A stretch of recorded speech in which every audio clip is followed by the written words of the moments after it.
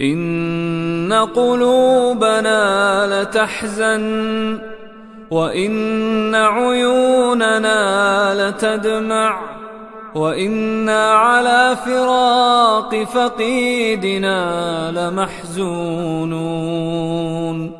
اللهم اغفر له وارحمه وعافه واعف عنه وأكرم نزله ووسع مدخله واغسله بالماء والثلج والبرد ونقه من الذنوب والخطايا كما ينقى الثوب الأبيض من الدنس.